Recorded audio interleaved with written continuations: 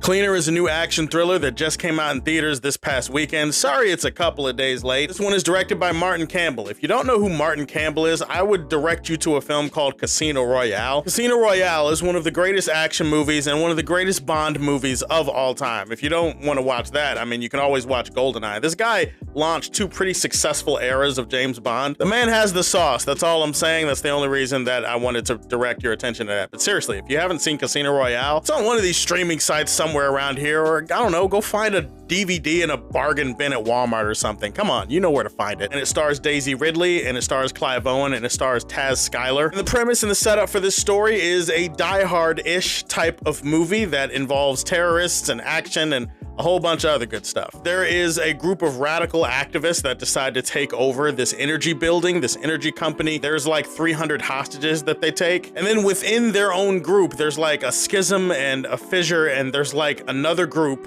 of activists that take over the whole thing, and they're like, nah, actually, we just kind of want to kill everybody. So it's up to a former soldier turned window cleaner, played by Daisy Ridley, to figure out a way to stop these terrorists and to save the entire building of hostages. And her brother is one of the people that is stuck inside the building. So, you know, it's double time for her. I'm gonna start off the review by showing some love to Daisy Ridley. Daisy Ridley, I feel like, is becoming one of those underappreciated actresses. Like, I know everybody recognizes her for the Star Wars stuff. Like, they look at her and they're like, oh yeah, that's Rey from Star Wars. No, not Rey Skywalker, although some people probably remember her saying that stupid shit. In her post-Star Wars career, which isn't really a post-Star Wars career because she has another Star Wars trilogy coming out. I guess in her in-between Star Wars career, she's actually put in a really solid run of performances in some really underrated films. I know most of you haven't seen these movies and probably won't, and that's why me reviewing a movie like this is kind of important, because it's like, hey man, you should go check out Daisy Ridley. She's pretty good. She's a very committed performer. Like, she's obviously selling all the emotion and all of the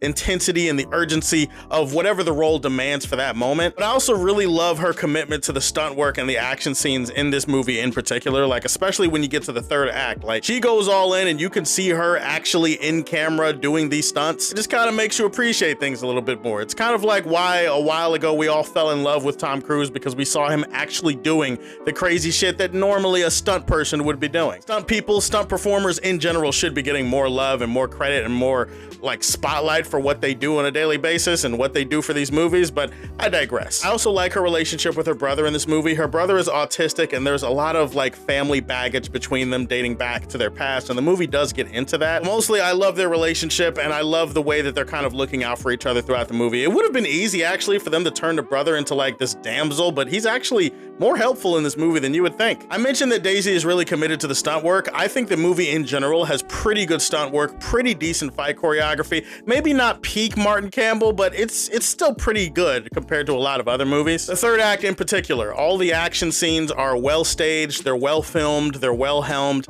they're well executed overall. Nothing that's gonna like knock your socks off or anything, but there's definitely a lot of shots that are in camera. While there are cuts, it's not like cutting and jumping all over the place so that you can't see what's going on. And they do some things that tweak the Die Hard formula, where obviously this is a movie like Die Hard inspired a whole generation of these type of movies. And I'm a sucker for a good Die Hard try hard. If you guys don't remember a movie called Olympus Has Fallen from a few years ago with Gerard Butler, that was 110% my shit, even though it is 110% a Die Hard ripoff. Like, you can have a ripoff and still execute it at a high level to where I'm entertained. Unfortunately, this is one of those movies that's all gas and plenty of breaks. What I mean by that is it starts, it stops, it has a lot of failed and stunted momentum throughout. Taz Skylar plays the main villain of the movie, and unfortunately, I do feel like he was kind of the weak spot if we're talking about acting. He's the one actor in the entire cast that feels like he's definitely trying a little bit too hard. Like, he's trying to come across like he's this high-level, intelligent, charismatic, insane person, and I don't mind a good over-the-top performance every now and then, but he just felt like one of those guys that was forcing it because that's what they told him to do. It's probably not his fault as an actor, but it is what it is. I think the slow, stunted story progression is what's gonna take a lot of people out of this movie for sure. This is a movie that starts with an interesting premise. Terrorists take over a building, and then there's a window cleaner on the outside of the building who has to figure out a way to get inside the building. She has to figure out a way to stop all these terrorists and save her brother. Like, that's an interesting Die Hard-ish premise. Problem is, this premise gets off to a good start, and then it runs,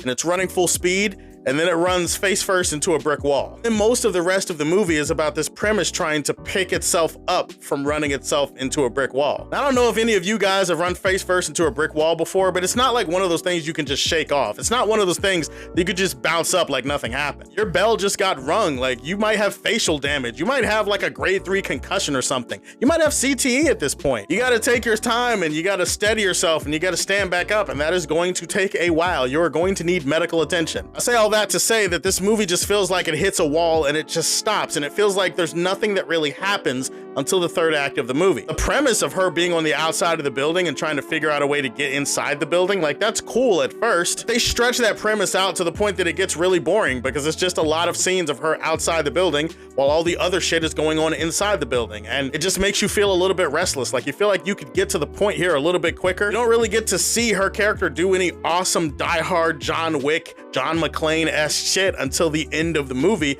and at that point it's kind of like the damage has been done. That is to say, this movie has really iffy, bad pacing. It's very much start and stop type of storytelling, and that makes the movie feel a lot more boring than it should have been. This movie should have had the sauce, it should have had the juice, and instead it has the celery, which is good for you, but it's not gonna get you really excited to get to the finish line, you know what I mean? Instead of celery, I should use mushroom soup. Why? Because nobody fucking likes mushroom soup. Cleaner was a solid-ish, die-hard, try-hard that didn't really stick the landing for me. I'm gonna leave this one in the Fortress of Solitude. If you don't have a favorite Daisy Ridley movie, tell me what you think about her in this new Star Wars trilogy. What are your ideas? What do you think they should focus on? Give me that in the comment section below. Please like and subscribe to the Superfan Show, and if you like what you see, tell me how you feel, and stay tuned to hear more from the Man of Steel.